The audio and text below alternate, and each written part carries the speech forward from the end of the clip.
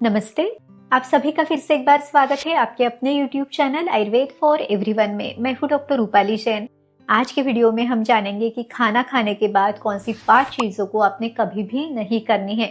अब देखिए, आजकल मेजॉरिटी लोग खान पान को लेके बहुत कॉन्शियस है, हमेशा अपने फूड में पौष्टिक यानी बहुत न्यूट्रिशियस फूड लेना प्रेफर करते हैं।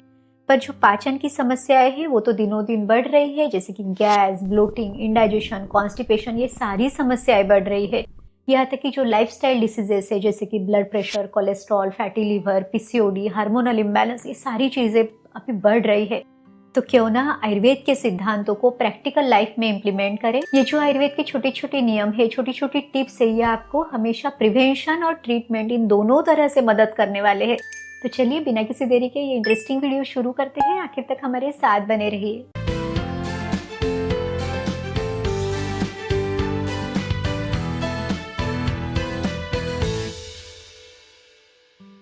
सबसे पहला जो नियम है, तो खाना खाने के बाद कभी भी मीठी चीजों को आपने नहीं खाना है।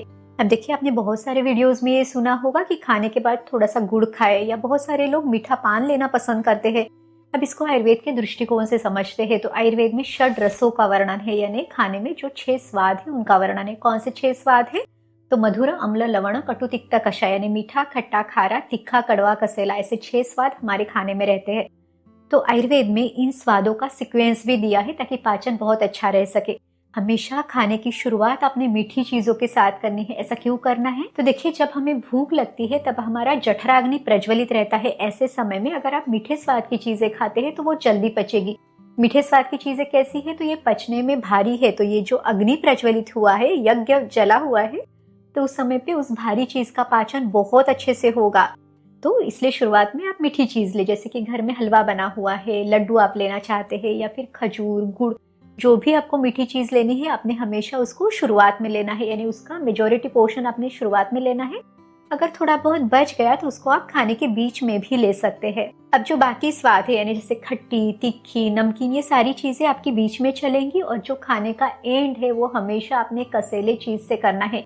अब कसेले स्वाद की कौन कौन सी चीजें हैं? तो जैसे खाने के बाद आप थोड़ा सा हरड़ के चूर्ण का सेवन कर सकते हैं। हरड़ में भी कसेला स्वाद है। यहाँ तक कि जो खाने का पान है वो कसेले स्वाद का है।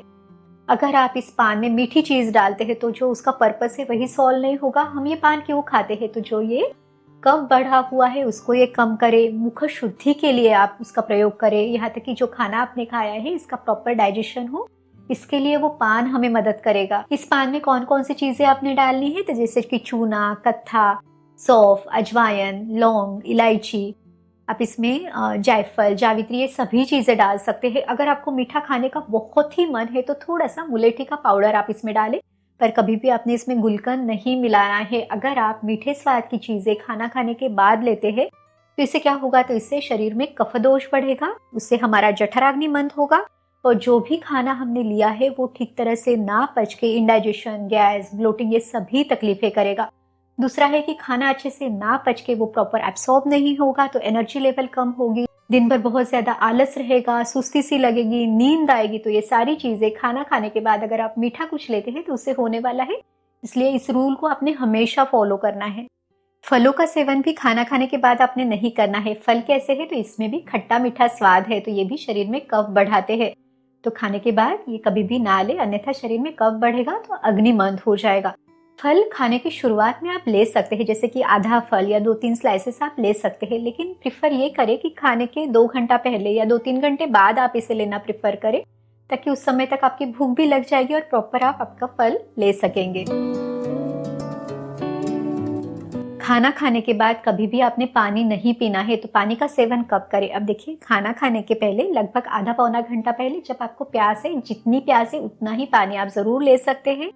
यहाँ तक कि खाने के बीच में भी घूट घूट पानी आप जरूर ले। इसे आयुर्वेद में अमृत के समान बताया हुआ है। प्रिफरेबली वार्म वाटर आपने लेना है। अब ये पानी आपको क्या मदद करेगा? तो ये जीवा शोधन के लिए मदद करेगा। तो जो खाने में 6 स्वाद है, तो आपकी जीभ उन रसों का अच्छी तरह से ग्रहण कर पाएगी। दूसरा है कि बोलस फॉर्मेशन के लिए, कि वो जो खाना है वो प्रॉपरली आप ले सके। जैसे हम मिक्सर में चटनी बनाते हैं तो चटनी में हम थोड़ा सा पानी डालते हैं ताकि वो प्रॉपर पीस सके। इसी तरह से जब आप खाने के बीच में ये घूट घूट पानी लेते हैं तो आपको इसकी मदद मिलने वाली है। पर बहुत ज्यादा पानी आपने नहीं पीना है। अब खाना खाने के बाद कम से कम 40-45 मिनट या 1 घंटे तक आपने पानी नहीं पीना है, जब तक कि आपकी अच्छे से प्यास ना लग जाए। और अगर आप खाने के बीच में 1 घूंट पानी लेते हैं तो बहुत जल्दी से आपकी प्यास भी नहीं लगेगी। अब देखिए, अगर आप खाने के तुरंत बाद पानी पीते हैं तो भी जठराग्नि मंद होगा, पाचन क्रिया मंद होगी, तो इसको आपने हमेशा अवॉइड करना चाहिए। अब कुछ लोग छाछ का सेवन खाना खाने के तुरंत बाद करते हैं, एक एक ग्लास भर के छाछ पीते हैं। तो देखिए, ऐसे भी नहीं है। छाछ का स्वाद कैसे है, तो ये भी कसेले स्वाद का है। अगर आप 1 कटोरी छाछ खाने में लेते हैं और उसका बीच बीच में आप थोड़ा थोड़ा पीते हैं, जो बचा है उससे आपने खाने का एंड करना है। लेकिन इसका मतलब ये नहीं है कि खाने के बाद आपने 1 ग्लास भर के छाछ पीना है, तो इसका ध्यान आपने हमेशा रखना है। खाना खाने के बाद बहुत ज़्यादा फिजिकल एक्टिविटी आपने हमेशा अवॉइड करनी चाहिए, जैसे कि खाने के तुरंत बाद तेज़ी से चलना, सीढ़ियाँ चढ़ना, एक्सरसाइज, जिम एक्सरसाइज हमेशा आपने अवॉइड करनी चाहिए। अब देखिए, खाने के बाद आप थोड़ी देर शांति से बैठ सकते हैं, उसके बाद वज्रासन में बैठे, उसके बाद आपने शतपावली करनी है, यानी 100-150 कदम आपने टहलना है। इसको आराम से आपने टहलना है, बहुत ज़्यादा फास्ट आपने नहीं चलना है। देखिए, इसका कारण क्या है कि जब भी हम खाना खाते हैं तो पूरा जो ब्लड सर्कुलेशन है वो पाचन के तरफ होता है, क्योंकि खाना अच्छे से पच सके। लेकिन अगर आप फिजिकल एक्टिविटी कोई शुरू करते हैं, फास्ट वॉकिंग या एक्सरसाइज करने लगते हैं, ये जो ब्लड सर्कुलेशन है ये डाइवर्ट होगा, ये हमारे लंग्स की तरफ, हार्ट, स्किन की तरफ डाइवर्ट होगा। तो पाचन के और का पर्पज जो है, वो फोकस है, वो हट जाएगा। इसी से खाना अच्छी तरह से नहीं पचेगा और फिर पाचन की समस्या शुरू होगी। दूसरा है, हमेशा कोई भी एक्सरसाइज, कोई भी फिजिकल एक्टिविटी, योग, प्राणायाम हमेशा अपने फास्टिंग इसमें करना है, यानी सुबह खाली पेट आपने इसे करना हमेशा प्रेफर करना चाहिए। अगर आपको खाने के बाद ही टाइम मिलता है तो कम से कम 4 से 5 घंटे का टाइम आप जरूर छोड़ें, उसके बाद ही आप कोई फिजिकल एक्टिविटी या व्यायाम कर सकते हैं। लेकिन जो शतपावली है वो खाना अच्छे से पचाने में मदद करती है। इस तरह से आयुर्वेद के छोटे छोटे नियम हमें पाचन को अच्छा रखने में मदद करेंगे। खाना खाने के तुरंत बाद आपने नहीं सोना है, ना तो बहुत देर के लिए सोना है। अब देखिए, दिन में सोना, इसे आयुर्वेद में दिवा स्वाप कहा हुआ है। तो खाना खाने के थोड़ी देर के बाद आप सो सकते हैं, लेकिन ये वाम कुक्षी होनी चाहिए, यानी लेफ्ट लैटरल पोजीशन पे एक थोड़ी देर के लिए, यानी 15-20 मिनट की पावर नैप आप ले सकते हैं। इससे खाना अच्छे से पचने में भी आपको मदद मिलेगी और एक बॉडी को रेस्ट भी मिल जाएगी। रिफ्रेशिंग नैप ये रहेगी। लेकिन अगर आप खाने के तुरंत बाद सोते हैं या ज्यादा देर के लिए, जैसे कि आधा घंटा, 1 घंटा, 2 घंटा, इस तरह से अगर आप सोते हैं, तो इससे क्या होगा, इससे शरीर में कफ बढ़ेगा, अग्नि मंद होगा और खाने का पाचन अच्छे से नहीं होगा। अब जिन लोगों की नाइट ड्यूटी है, नाइट शिफ्ट है, वो लोग क्या करें, तो इसमें ये नियम है कि जितनी देर आपकी नींद कम हुई है उससे आधा समय के लिए दिन में आप सो सकते हैं। सुबह हल्का नाश्ता करके आप सो सकते हैं, लेकिन बहुत भरपेट खाना खा के आपने नहीं सोना चाहिए। जो लोग बैठ के सोते हैं उनके शरीर में ना तो कफ बढ़ेगा, ना उनको कोई तकलीफ होगी। तो अगर आपको बहुत ही सोने का मन है तो ऐसे कुर्सी पे आराम से बैठ के भी आप सो सकते हैं।